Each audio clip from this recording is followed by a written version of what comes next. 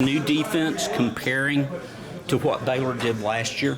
Yeah, well, we're still we're gonna have some odd principles in there, and we'll play some odd front. Probably in the past, I've been a little more multiple. I just think today's college football world, you've got to have multiple answers to things to be able to stop people week in, week out. Okay, what do you see? Can you kind of talk about your relationship with Coach Aranda coming into this spot?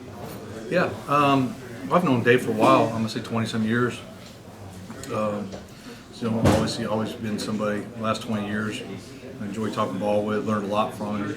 You know, he's a tremendous defensive mind. So probably the last 20 years, he's probably the only person I really spent most of my time talking ball with. So again, I'm excited about that part of it. You know, coming here as a defense coordinator.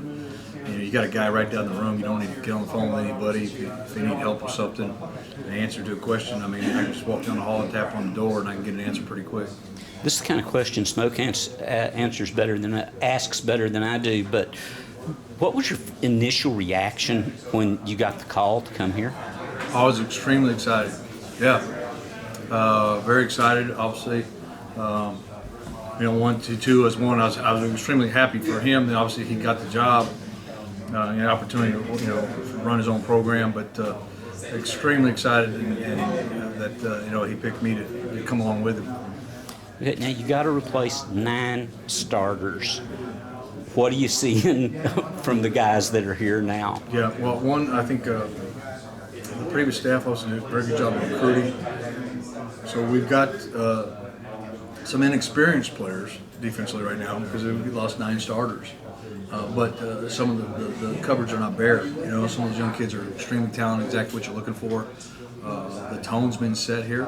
That's the biggest thing. You know, I say is that most of the time you walk into a job, why? Because they're losing. I had 29 years. The first one I ever walked into where they just won 11 ball games. You know what I mean? Oh wow, it's kind of exciting and new. A lot of the cultural things you want to create are already set in stone. The effort that our kids play with. The way they handle their business on a day-to-day, come in here, handle themselves professionally, taking notes, learning, the desire to play the game. They play the game the right way. So a lot of those questions, there's things that we don't have to build a culture for. It's already here. We just got to keep it rolling, keep it in the right direction. Okay, and I guess my last question: Hakeem Vance and Tyrone Brown. Have you had a chance to talk to them yet? They didn't play last year. Yeah. Seen both. Yeah, you got both on the field. We're just doing little walkthroughs and things like that. You got to see them work out a little bit. But yeah, both extremely talented young men. They run extremely well. They're physical.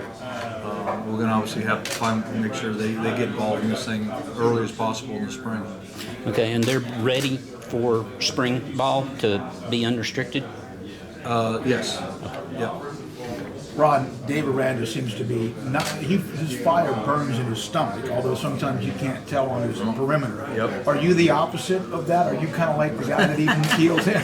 That's what I've heard. Okay, I don't know if that's good or bad, but yeah, I think I'm passionate about the game. I don't think I try not to hide it. I mean, that's it. Some people's emotions are, I kind of wear it on my sleeve and put it out there. So. Isn't that more of a defensive mentality anyway? That you almost have to be that way.